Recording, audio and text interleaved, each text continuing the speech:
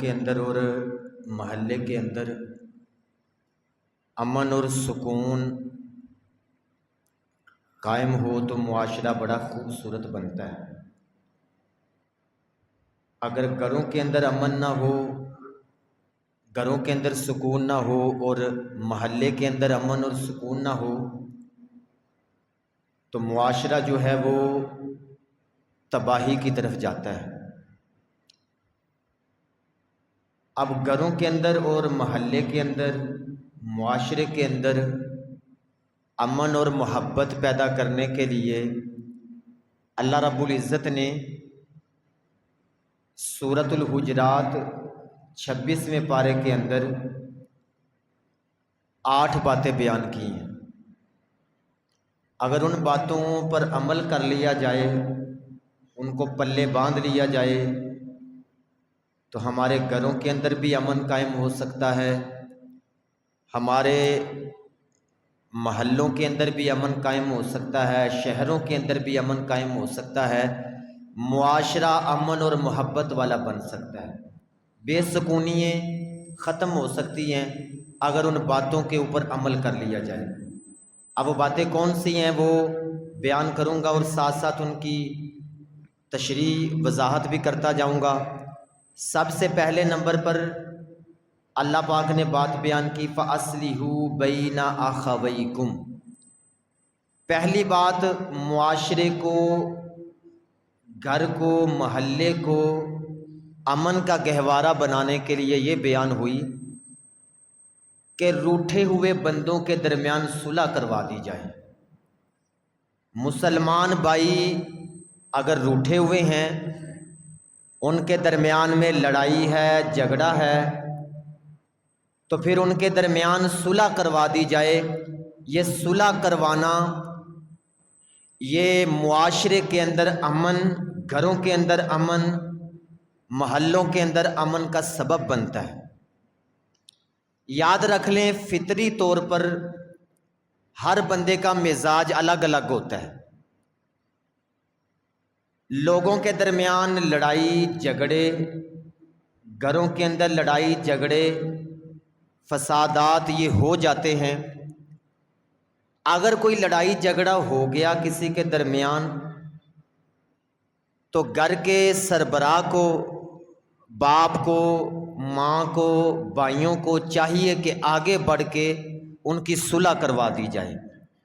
اگر صلح نہیں کروائیں گے تو وہ دونوں آپس میں ناراض رہیں گے تو وہ تباہی کا سبب بھی بننا ہے، وہ فساد کا سبب بھی بننا ہے۔ امن کی طرف کبھی بھی نہیں جا سکتا، نہ وہ گھر جا سکتا ہے، نہ وہ محلہ امن کی طرف جا سکتا ہے۔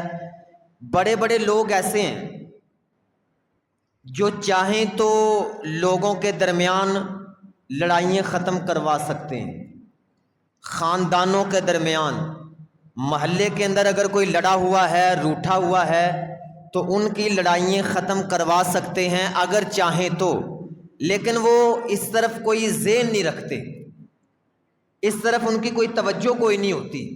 حالانکہ یہ صلح کروانے والا جو عمل ہے اللہ پاک نے قرآن مجید کے اندر اور نبی کریم صلی اللہ علیہ وآلہ وسلم نے احادیث مبارکہ میں اس کو بیان کیا۔ نبی کریم صلی اللہ علیہ وسلم نے فرمایا میں تمہیں وہ عمل نہ بتاؤں جو نماز اور روزے سے بھی بڑھ کر ہے، نماز اور روزے سے بڑھ کر ہے، وہ عمل نہ بتاؤں؟ صحابہ کرام نے عرض کی یا رسول اللہ صلی اللہ علیہ وآلہ وسلم ہمیں بتائیں وہ کون سا عمل ہے؟ تو نبی کریم صلی اللہ علیہ وسلم نے فرمایا 2 روٹھے ہوئے بندوں میں صلح کروانا، 2 ایسے بندوں میں صلح کروانا جو لڑے ہوئے ہیں، ان کی صلح کروانا نماز روزے سے بھی افضل عمل ہے، اس سے بھی بڑھ کر عمل ہے۔ اہل قباء ان کے لوگ آپس میں لڑ پڑے اور بات ہاتھا پائی تک پہنچ گئی اور پتھر پھینکنے شروع کر دیے، انہوں نے ایک دوسرے کو پتھر پھینکنے شروع کر دیے۔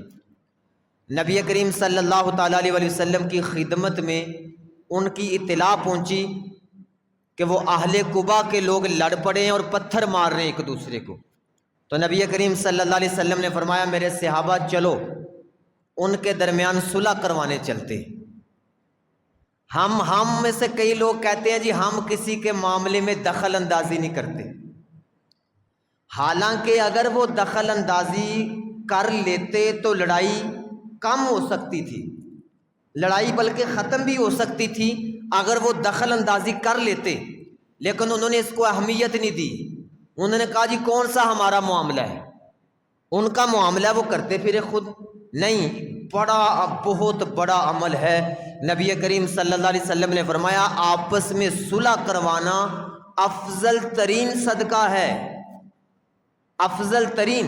اب یہ صلح والا عمل اگر معاشرے کے اندر لاگو ہو جائے، گھر کا سربراہ اپنے گھر کو ہی صرف سنوارنا شروع کر دے، جن کی لڑائی ہے جھگڑا ہے ان کی صلح کروانی شروع کر دے تو گھروں کے اندر امن قائم ہو جائے۔ اور کوئی ایسا بندہ جس کو اللہ نے کوئی جرت دی ہے، کوئی توفیق، کوئی طاقت دی ہے، وہ محلے کی سطح پر اگر کوئی ناراض ہے تو آگے بڑھ کے ان کی صلح کروا دے، کوئی اس کو سمجھائے، کوئی اس کے ساتھ بات کرے، آگے بڑھ کے ان کی صلح کروا دے، یہ بڑا افضل عمل ہے۔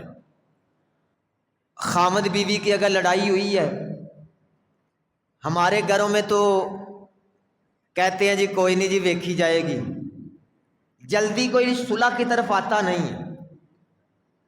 ماں ہے اس کا بھی ذہن یہ ہوتا ہے آپ ہی 4 دن جدو پکانیاں پئیاں تے لگ پتا جائے گا، اور وہ لڑکے والوں کا بھی ذہن یہی ہوتا ہے اوتھے 4 دن رہے گی تینوں ہی لگ پتا جائے گا خرچہ کتوں کرنا ہے۔ دونوں طرف سے یہی باتیں ہو کے بس ایک دوسرے کو دور کیا ہوا ہے، اور نتیجہ کیا نکلتا ہے؟ وہ لڑائی بڑھتی بڑھتی دلوں کے اندر بغض بڑھ جاتے ہیں، بغض بڑھتے بڑھتے معاملے بڑی دور تک چلے جاتے ہیں۔ اگر وہیں سے اس کو کور کر لیا جاتا، سنبھال لیا جاتا، ابھی چھوٹا معاملہ بنا تھا، ماں باپ، لڑکے کا ماں باپ آگے بڑھ کے اگر ان کی صلح، لڑائی ہو جاتی ہے، یہ کوئی بری بات نہیں، جھگڑا لڑائی ہو جاتی ہے، یہ فطرت ہے، انسان کے اندر یہ چیز شامل ہے، فطرت ہے، یہ ہو جاتی ہے، لڑائی جھگڑا ہو جاتا ہے، لیکن آگے بڑھ کے اگر صلح کروا دی جائے تو بہت زیادہ گھروں کے اندر امن اور محبت قائم ہو سکتی ہے۔ آپ اندازہ کریں اس بات سے کہ جھوٹ بولنے کی اجازت نہیں، جھوٹ بہت بڑا گناہ ہے، اور ایسا گناہ ہے جھوٹ، اگر یہ جھوٹ چھوڑ دیا جائے تو بڑے گناہ چھوٹ سکتے ہیں، ایک جھوٹ اگر بندے کی زندگی سے نکل جائے۔ لیکن نبی کریم صلی اللہ علیہ وسلم نے فرمایا 2 روٹھے ہوئے بندوں میں صلح کروانے کے لیے جھوٹ بولنا جائز ہے۔ اب اندازہ کریں کتنا بڑا جرم ہے جھوٹ، اس کی اجازت کس لیے دے دی گئی؟ صلح کروانے کے لیے۔ اگر کوئی صلح کروانے کے لیے کسی طرف جھوٹ بولنا پڑتا ہے تو اسلام نے کہا اجازت ہے، وہ لڑائی ٹھیک نہیں ہے، آپس میں ان کا لڑ کے جھگڑ کے رہنا یہ کام ٹھیک نہیں۔ اسلام نے کہا اگر جھوٹ بول کے بھی صلح کروانی پڑتی ہے نا، ان کی صلح کروا دیں، وہ لڑائی جھگڑے سے صلح بہتر ہے۔ اس لیے فاصلحوا بین اخویکم، 2 روٹھے ہوئے بندوں کے درمیان میں صلح کروانا یہ پہلا کام جو معاشرے کو تبدیل کر کے رکھ سکتا ہے۔ اب دیکھیں محلوں کا، اپنی گلی کا جائزہ لے لیں، گلی میں کتنے گھر ہیں ہماری گلی کے جو آپس میں لڑے بیٹھے، اور ان کی وجہ سے گلی کے اندر امن کوئی نہیں، ان کی وجہ سے گلی کے اندر سکون کوئی نہیں۔ اگر وہی کوئی آگے بڑھ کے ان میں صلح کروا دے، آگے بڑھ کے ان میں راضی نامہ کروا دے تو گلی میں امن ہو جائے گا کہ نہیں ہو جائے گا؟ گھر کے اندر بھائی لڑے، اب ان کی لڑائی کی وجہ سے سارا دن گھر میں کھچ کھچ کھچ رہتی ہے، کوئی سکون کوئی نہیں، نہ باپ کو سکون ہے نہ ماں کو سکون ہے۔ اب دیکھیں وہ بربادی سارے برداشت کر رہے ہیں، اور کوئی یہ نہیں کہتا کہ میں آگے بڑھوں، چلو 2 منتیں اس کی کر لوں، 2 منتیں اس کی کر لوں، میں آگے بڑھ کے ان کی صلح کروا دوں۔ یہ بہت بڑا عمل ہے، اس کو معمولی نہ سمجھیں۔ نماز روزے سے بڑھ کر نبی کریم صلی اللہ علیہ وسلم نے فرمایا صلح کروانے والا عمل ان سے بڑھ کر افضل ہے، اور افضل ترین صدقہ اسے کہا گیا ہے 2 روٹھے ہوئے میں صلح کرانا۔ اور دوسرے نمبر پر ولا تنابزوا بالالقاب، ایک دوسرے کے برے القاب نہ لو، برے نام نہ پکارو۔ یہ بھی ایسا کام ہے جس کی وجہ سے معاشرے کے اندر امن قائم ہو سکتا ہے۔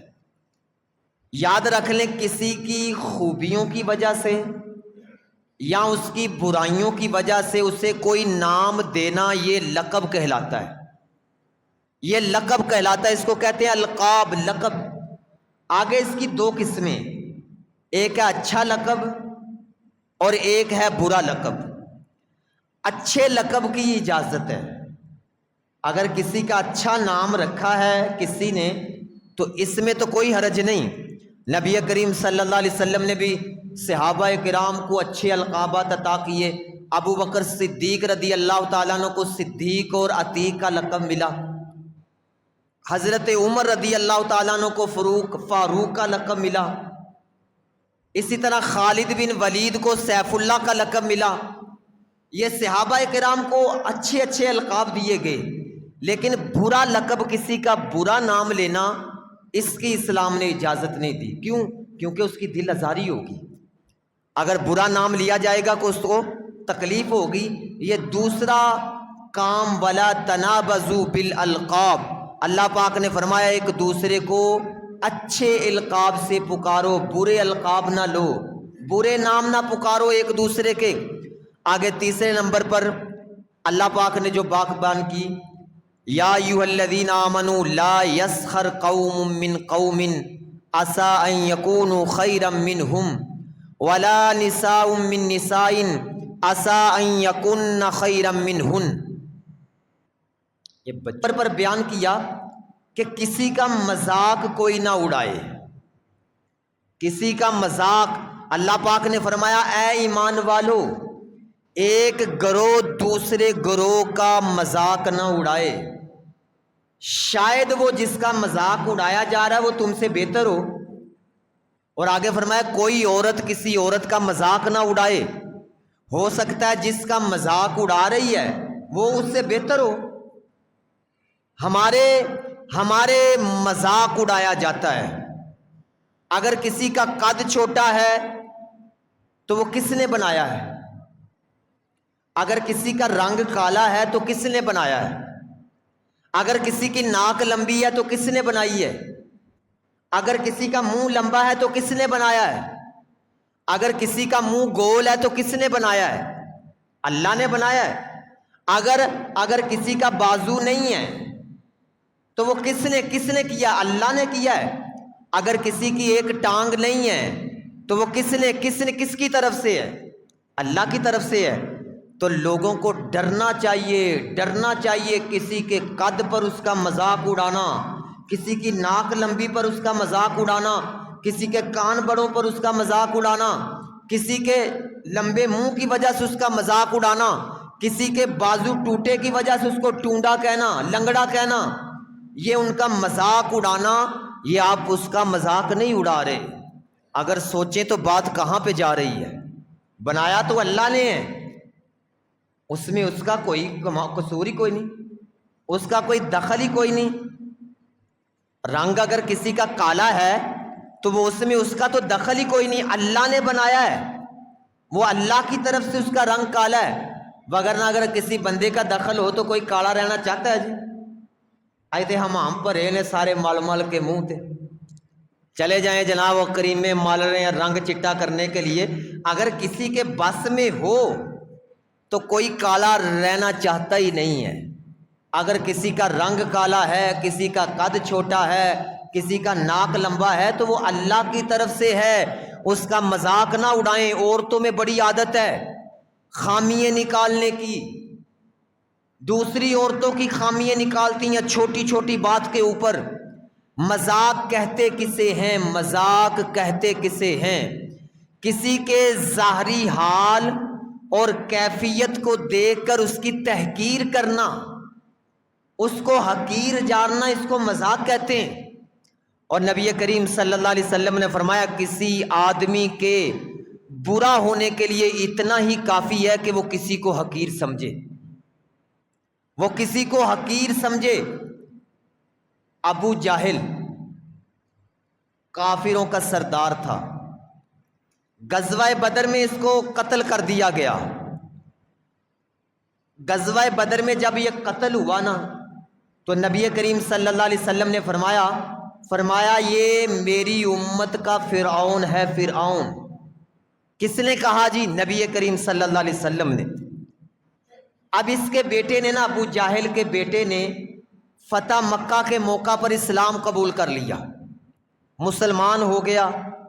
مسلمان ہونے کے بعد دل میں خیال آیا جی مکہ چھوڑ کے نا میں بھی مدینہ نبی کریم صلی اللہ علیہ وسلم کی خدمت میں چلا جاتا ہوں۔ اب اس کا بیٹا مکہ سے مدینہ آ گیا۔ اب وہ جہاں سے گزر کے جاتا نا تو لوگ مذاق اڑاتے، اس کو کہتے یہ اس امت کے فرعون کا بیٹا ہے۔ لوگ مذاق اڑاتے۔ نبی کریم صلی اللہ علیہ وسلم کی خدمت میں انہوں نے جا کے شکایت لگا دی کہ یا رسول اللہ صلی اللہ علیہ وسلم میرے باپ کے اندر وہ عادتیں تھیں، میرا تو کوئی قصور نہیں اس کے اندر، لیکن لوگ مجھے کہتے ہیں یہ اس امت کے فرعون کا بیٹا ہے۔ تو نبی کریم صلی اللہ علیہ وسلم نے صحابہ کرام سے فرمایا میرے صحابہ، اے لوگو، مردوں کو برا بلا کہہ کر زندوں کو تکلیف نہ دو۔ ہمارے بھی کہہ دیتے نا تینوں جاننا تیرا پیو ایداں دا سی، بڑے بڑے پکے نمازی، بڑے بڑے پکے نمازی، حاجی صاحب، بڑے بڑے جو اپنے آپ کو نیک سمجھتے ہیں، تہجد گزار، وہ لوگوں کا مذاق اڑاتے ہیں۔ نماز پہلی صف میں پڑھ رہے ہیں لیکن لوگوں کا مذاق اڑا رہے ہیں۔ نبی کریم صلی اللہ علیہ وسلم نے فرمایا مردوں کو برا کہہ کر زندوں کو تکلیف نہ دو۔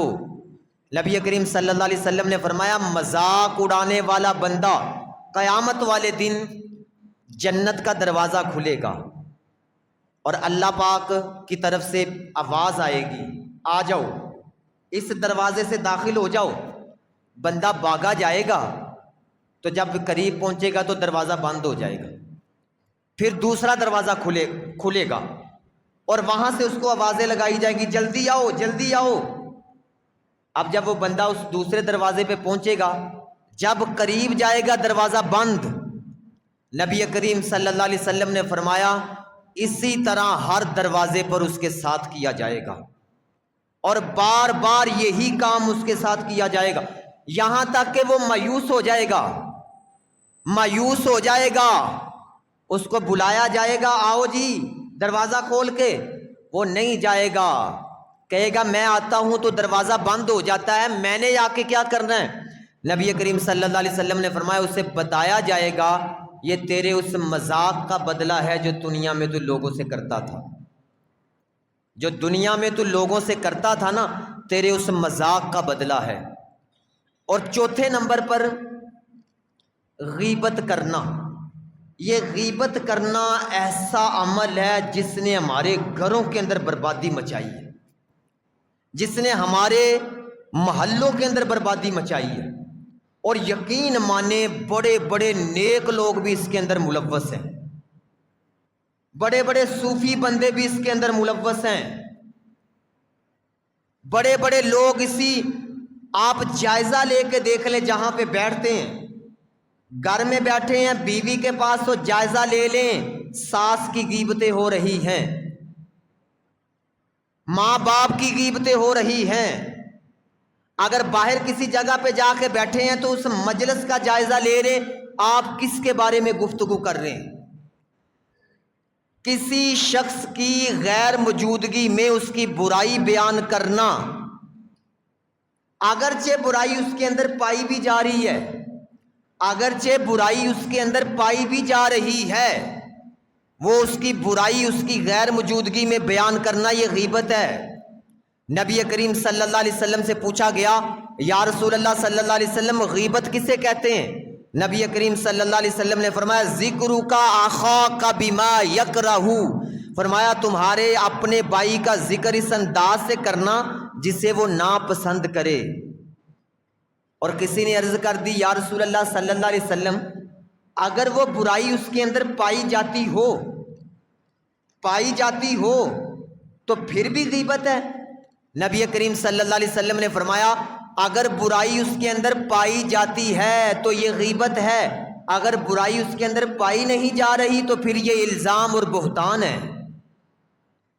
پھر یہ الزام ہے۔ اللہ پاک نے فرمایا اَیُحِبُّ أَحَدُکُمْ أَن یأکل لحم أخیہ میتا فکرہتموہ، اللہ پاک نے فرمایا کوئی پسند کرے گا کہ اپنے مردہ بھائی کا گوشت کھائے؟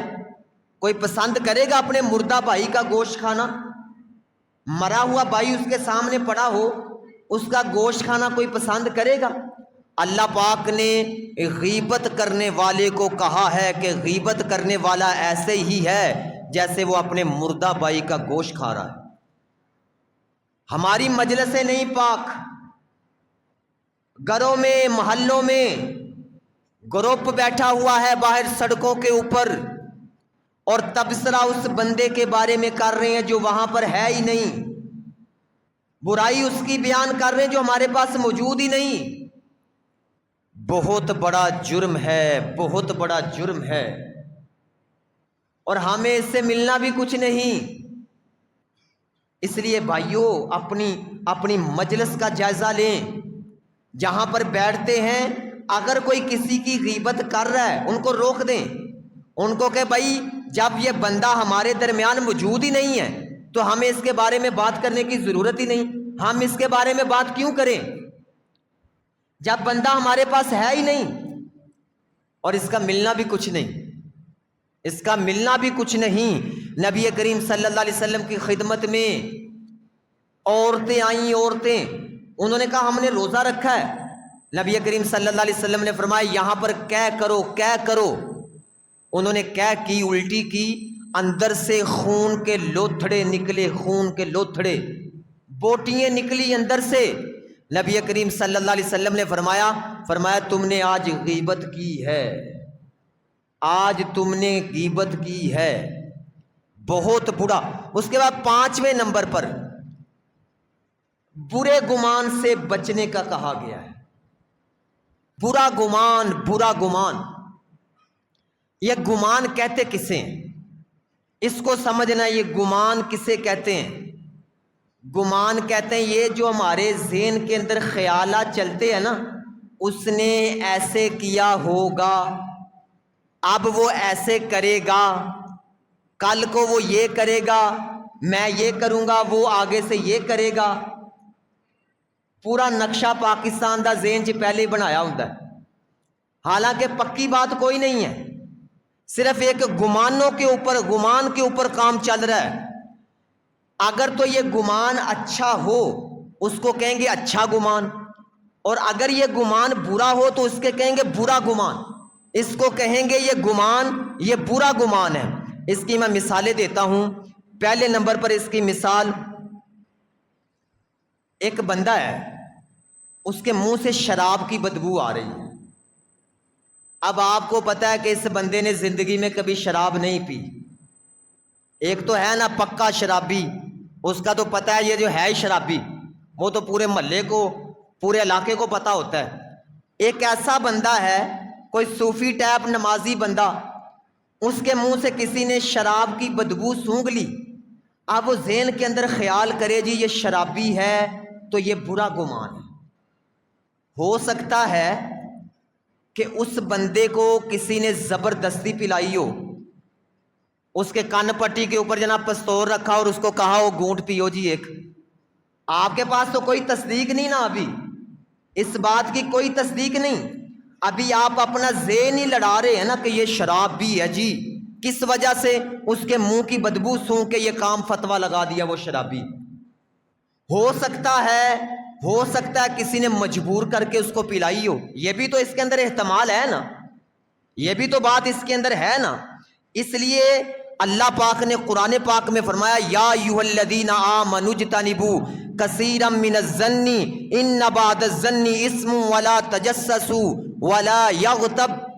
اللہ پاک نے فرمایا اے ایمان والو برے گمانوں سے بچو، برے گمانوں سے بچو، کیونکہ بعد برے گمان گناہ ہیں۔ ہمارے تو بعض اوقات ذہن میں اتنی بدگمانیاں اتنے خیالات آتے ہیں، पता नहीं हम कहाँ के कहाँ पहुंच जाते हैं, सिर्फ इधर ज़हन से ही, इधर सिर्फ ज़हन में सोचो विचार करके। वो एक गांव के अंदर 4-5 भाई थे। उन्होंने कहा जी क्या काम करें जी? उन्होंने कहा जी कमाद बीज लेते हैं, कमाद बीज लेने। एक बोला, उन्होंने कहा लोकां खा जाना, लोकां ने। अब ये गुमान ही उसने, सारे लगे हुए हैं, क्या लोग सारे उखाड़ लेते हैं? अब ये उसने अपना एक गुमान लेके आया सामने। अभी बात पक्की कोई नहीं, सिर्फ एक गुमान लेके आया। हमारी बड़ी लड़ाइयां सिर्फ इन्हीं गुमानों के ऊपर है। अगर गौर फिक्र करे ना, उसको मैंने अपनी शादी पर बुलाया था तो वो मेरी शादी पर नहीं आया। इस वजह से नहीं आया क्योंकि मैं नहीं था गया। अब ये गुमान ज़हन में बिठा के लड़ाई हो गई। ये सोचा ही नहीं कि यार हो सकता है उसकी कोई मजबूरी बनी हो जिसकी वजह से वो ना आया हो सकता है एट ए टाइम उसके घर में कोई मरीज हो गया हो जिसको वो लेके अस्पताल में चला गया हो। हमने बगैर सोचे समझे सिर्फ गुमान के ऊपर लड़ाई बना ली। उन्हें कहा जी कमाद बीज लिए, एक ने कहा जी कमाद बीजा ना तो लोग खा जाएंगे। उन्होंने कहा जी चुको जी डंडे, पहले लोगों को तो पूछिए। ना कमाद बीजा, ना भी कुछ हुआ, फसल तैयार हुई, जाके मार मार के बूहियां ते डंडे पिंड वाले सारे दे कहते जी बाहर निकलो जी खाओ कमाद। और लोग कहें जी कमाद है किधर, वो है किधर जो हमने खाना है। अभी सिर्फ गुमानात के ऊपर ये सिलसिला शुरू हो गया। मैं एक जगह पे एक बंदे के पास बैठा था, उस बंदे की ना मोटरसाइकिल कोई लेके गया था। अब वो जो बंदा लेके गया था उसने कहा जी मैं आ जाता हूं थोड़ी देर तक। अब वो अपने वक्त पे आया नहीं, गलती तो उससे भी की थी, अगर लेट हो गया तो फोन करके बता दे।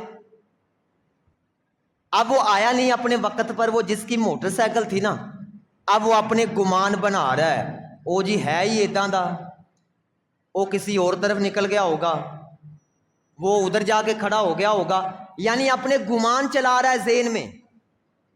मैंने उसको कहा, मैंने कहा यार हो सकता है उसको कोई मजबूरी बन गई हो, ये भी तो सोच सकता है ना बंदा कि जरूरी बुरी सोच की तरफ ही जाना है। मैंने कहा हो सकता है कोई मजबूरी बन गई हो जिसकी वजह से उसको लेट हो गई हो। अच्छा थोड़ी देर के बाद ना वो बंदा वापस आ गया मेरे बैठे बैठे ही। मैंने पूछा जी आप लेट आए हैं, इतने बजे का कह के गए थे? उसने कहा जी मोटरसाइकिल पंचर हो गई थी, मैं पंचर लगवा रहा था। अब बताएं वो अपने ज़हन में ख्यालात कोई और बना के बैठा हुआ है, अपनी सोच में ज़हन में और गुमान बना रहा है कि इस वजह से लेट हुआ है, इस वजह से वो अभी तक नहीं पहुंचा। हालांकि पक्की बात कोई नहीं। अल्लाह पाक ने फरमाया ऐ ईमान वालों बुरे गुमानों से बचो, अच्छे गुमान की तरफ जाएं, अच्छे गुमान की तरफ, बुरे गुमान की तरफ जाने की इजाजत नहीं। अल्लाह ने मना किया है बुरा गुमान ज़हन में। हमारे बड़े बड़े मामलात सिर्फ इन्हीं बुरे गुमानों की वजह से बिगड़े पड़े, सिर्फ ख्यालात की वजह से लड़ाई झगड़े बने पड़े। और उसके बाद 6 नंबर पर फतबय्यनु, ये ऐसी बात है इसकी वजह से भी बड़े लड़ाई और झगड़े। वो बात क्या है कि कोई भी अगर आपको बात आके बताए ना किसी की, उसकी तहकीक लाजमी करे। बगैर तहकीक के उसके बारे में कोई भी एक्शन ना लें जब तक, और ये भी कोशिश करें कि कभी बगैर तहकीक के बात आगे करे भी ना। सुनी सुनाई बात आगे कर देनी, उसकी तहकीक है ही कोई नहीं। नबी करीम सल्लल्लाहु अलैहि वसल्लम ने फरमाया बंदे के झूठा होने के लिए इतना ही काफ़ी है कि वो सुनी सुनाई बात आगे करे। और इसका फिर नुकसान, वो कश्ती दे विच चौधरी साहब जा रहे सन, एक बंदे ने आके कह दिया चौधरी साहब आपकी लड़की भाग गई, आप इधर बैठे हैं। अब वो चौधरी साहब उतर के जब घर गए और जाके देखा बेटी घर बैठी है। अब चौधरी साहब कहने लगे बताओ जी, वो बड़ी कश्ती में उसने कह दिया आके तेरी बेटी निकल गई है, किसी के साथ भाग गई है, मेरी बेटी तो घर बैठी है, अब मैं उनको कैसे बताऊं? वो जो 15-20 कश्ती के अंदर थे मेरे साथ, वो कोई किसी गांव का था, कोई किसी का था, मैं उनको कैसे बताऊं जी मेरी बेटी तो घर है। اب بغیر تحقیق کے بات کی، دیکھے اس کا کتنا نقصان ہوا، کتنا نقصان ہوا۔ یہ چند سال پہلے کسی شہر کے اندر ایک واقعہ ہوا، ایک لڑکی کے موبائل پہ کال آ گئی لڑکے کی، لڑکی نے آگے سے نا سلام ہی لیا، وہ لڑکا جب آگے سے بولا، وہ لڑکی نے فون کاٹ دیا، شادی شدہ تھی، فون کاٹ دیا اس نے۔ اب وہ لڑکا بھی ایسا بدبخت تھا جو آج کل ہمارا معاشرہ ہے، اس نے لڑکی کی آواز سنی تو پھر فون پہ فون، فون پہ فون، فون پہ فون۔ اب وہ لڑکی نے کوئی بھی کال ریسیو نہیں کی، اس نے میسج، کال، میں تم سے پیار کرتا ہوں، میں تمہیں یہ کرتا ہوں، ایسے میسج موبائل کے اوپر۔ ایک دن نہ وہ موبائل پڑا تھا، کال آئی تو اس کی ساس نے کال اٹھا لی۔ اب اس نے جب کال اٹھائی تو آگے سے لڑکا، اور اس نے بھی آگے سے یکدم ہی یہ کیا، جی آپ میرا فون کیوں نہیں اٹھا رہی جی، اس طرح کی باتیں۔ اب ساس نے سن کے نا شام کو خامد کو بتا دی، شام کو خامد گھر آیا، اس نے جناب آتے ہی تحقیق نہیں کی بیوی سے کہ اس میں کیا حقیقت ہے، اس نے جناب ڈنڈا پکڑا اور مار مار کے بیوی کا حال برا کر دیا۔ وہ کہتی بھی رہی میری بات سن لو، میری بات سن لو، یہ بات غلط ہے، اس نے جناب کوئی سنی نہیں، اور مار مار کے پھر اس کے بھائی کو فون کیا کہ دیکھو جی تمہاری بیٹی نے کیا کیا، تمہاری بہن نے کیا کیا ہے۔ اب بھائی بھی آئے، انہوں نے بھی کوئی تحقیق نہیں کی، انہوں نے بھی آتے ہی جناب لڑکی کو مارا، اور ایک بھائی نے جناب پستول نکال کے فیر مار دیا لڑکی کو قتل۔ اب کیس ہو گیا، وہ دونوں بھائی اس کے اندر۔ اب کیس گیا تھانے میں، انہوں نے کہا جی تحقیق تو کریں، اصلیت ہے کیا۔ جب انہوں نے تحقیق کی تو ایک بھی کال لڑکی کی ثابت نہیں ہوئی، صرف وہ پہلی کال جو سلام لیا تھا وہی کٹی تھی، اس کے بعد ایک کال بھی لڑکی نے ایک کال پہ بھی بات نہیں کی، اور صرف بغیر تحقیق کے دیکھیں لڑکی قتل ہو گئی، دو بندے جیل کے اندر چلے گئے، ایک خامد اور بیوی کا گھر ٹوٹ گیا بغیر تحقیق کے۔ صرف بات کی تحقیق نہیں کی، اگر تحقیق کر لی جاتی قتل بھی بچ جاتا، گھر بھی بچ جاتا، بندے جیل سے جانے بھی بچ جاتے، صرف بغیر تحقیق کے بات کر دی، بغیر تحقیق کے۔ اس لیے جب بھی کوئی بات آپ کو کرے، جی تمہارے چاچے نے ایسے کہا، جی موبائل ہے نا سب کے پاس، فوراً چاچے کو فون کر لیں کہ چاچا جی آپ نے یہ بات کہی بھی ہے یا نہیں کہی، لیکن بغیر تحقیق کے آپ اس کا ایکشن لے لیں اور بعد میں پتہ چلے بات ہوئی نہیں۔ اللہ پاک نے فرمایا یا ایھا الذین آمنوا ان جاءکم فاسق بنبأ فتبینوا ان تصیبوا، فرمایا اے ایمان والو جب بھی تمہارے پاس کوئی فاسق خبر لے کے آئے تو اس کی تحقیق کرو پہلے، بغیر تحقیق کے کبھی بھی قدم نہ اٹھائیں، ہر بات کی تحقیق کرنے کی کوشش کریں، اور پھر اس کے بعد آپ نے جو بھی ایکشن لینا پھر لیں۔ اس کے بعد 7ویں نمبر پر وَلَا تَلْمِزُوا أَنفُسَكُمْ، اللہ پاک نے فرمایا ایک دوسرے کو تانے نہ دو۔ یہ جو تانا ہے نا، تانا یہ بندے کو توڑ کے رکھ دیتا ہے۔ باپ بیٹے کو تانا دیتا ہے، میں تیرے واسطے ہے خیتا جی، میں تیرے ٹھیک ہے کیا ہے، لیکن بیٹے کو تانا نہ دیں۔ خامد بیوی کو تانا دیتا ہے، تو میرے لیے لے کے کیا آئی ہے، تیرے باپ نے دیا کیا؟ بتائیں کس کے باپ کا دل نہیں کرتا کہ اپنی بیٹی کو کھول کے ہر چیز نہ دے؟ اور کون سا باپ ہے جس کا دل نہیں کرتا کہ اپنی بیٹی کو سارا کچھ دے جہیز کے اندر؟ اور اتنے بد نصیب بیٹے، وہ سوچتے ہی نہیں کہ لڑکی کی تو ذمہ داری نہیں ہے۔ اور کس نے ذمہ داری لگائی لڑکی کی کہ وہ جہیز لے کے آئے؟ اسلام نے کوئی ذمہ داری نہیں لگائی۔ یہ ہمارے اس معاشرے کے اندر سے یہ گندی رسم نکل پڑی جس نے لوگوں کو مجبور کر دیا۔ یہ جہیز اتنا لمبا چوڑا مختصر تو نبی کریم صلی اللہ علیہ وسلم نے بھی دیا ہے، لیکن جو ہمارا اس وقت معاملہ چل رہا ہے، ڈیمانڈیں ہو رہی ہیں، ڈیمانڈیں، لڑکے والا ڈیمانڈ کرتا ہے، لڑکی سے ڈیمانڈ ہوتی ہے کیا کیا دیا جائے گا، اور آگے پھر لڑکی والے بھی ڈیمانڈ کرتے ہیں جی سونا کتنا ڈالو گے۔ یہ شادی تو نہیں، یہ تو کاروبار ہو رہا ہے۔ اور یہ تو تجارت ہو رہی ہے، یہ تو خرید و فروخت ہے۔ تانا نہ دیں، تانا نہ دیں، یہ تانا توڑ کے رکھ دیتا ہے۔ بڑے بڑے خامد ہیں بیویوں کو تانے دیتے ہیں، بڑے بڑے باپ بیٹوں کو تانے دیتے ہیں۔ نبی کریم صلی اللہ علیہ وآلہ وسلم ایک مرتبہ تشریف فرما تھے، حضرت عائشہ رضی اللہ تعالی عنہا، انہوں نے حضرت ام سلمہ، یہ بھی نبی کریم صلی اللہ علیہ وسلم کی زوجہ محترمہ تھی، ان کا قد ذرا چھوٹا تھا، قد چھوٹا، حضرت عائشہ نے انہیں قد چھوٹے کا تانا دیا۔ نبی کریم صلی اللہ علیہ وسلم نے بھلا کیا لفظ بولے؟ فرمایا عائشہ یہ جو لفظ تم نے بولے ہیں نا، چھوٹے قد کا تانا دیا ہے، یہ تمہارے الفاظ کو اگر دریا میں ڈال دیا جائے تو تمہارے الفاظ کی کرواہٹ جو ہے نا وہ بہت زیادہ ہوگی پانی کے اندر۔ اگر تمہارے الفاظ کو ڈال دیا جائے، تمہارے یہ الفاظ سمندر کو کوڑا کر کے رکھ دیں، یہ جو الفاظ تم نے بولے ہیں۔ اس لیے اپنی زندگیوں سے تانا نکالیں۔ ساس بہو کو تانا دیتی ہے، خامد بیوی کو تانا، باپ بیٹوں کو تانا، یہ تانا دینا یہ بہت برا عمل ہے جس کی وجہ سے دلوں میں نفرتیں پیدا ہوتی ہیں۔ وَلَا تَلْمِزُوا أَنفُسَكُمْ، اللہ پاک نے فرمایا کسی کو تانا نہ دو۔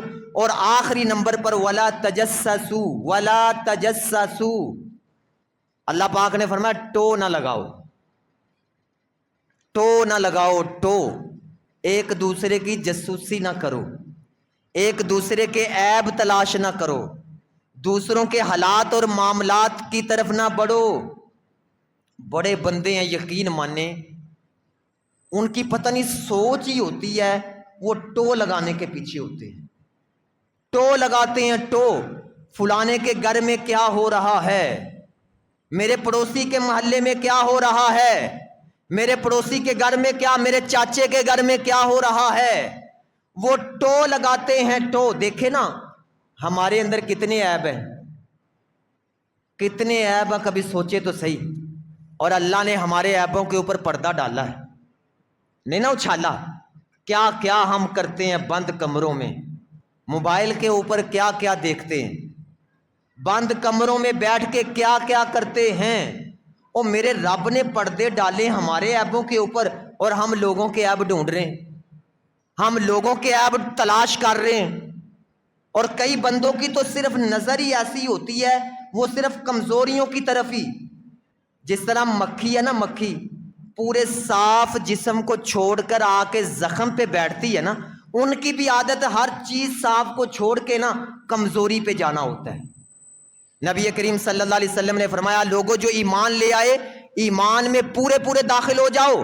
اور آگے فرمایا مسلمانوں کے پوشیدہ حالات کی کھوج نہ لگاؤ، ان کے عیبوں پہ اگر پردہ اللہ نے ڈالا ہے تو ڈلا ہی رہنے دیں۔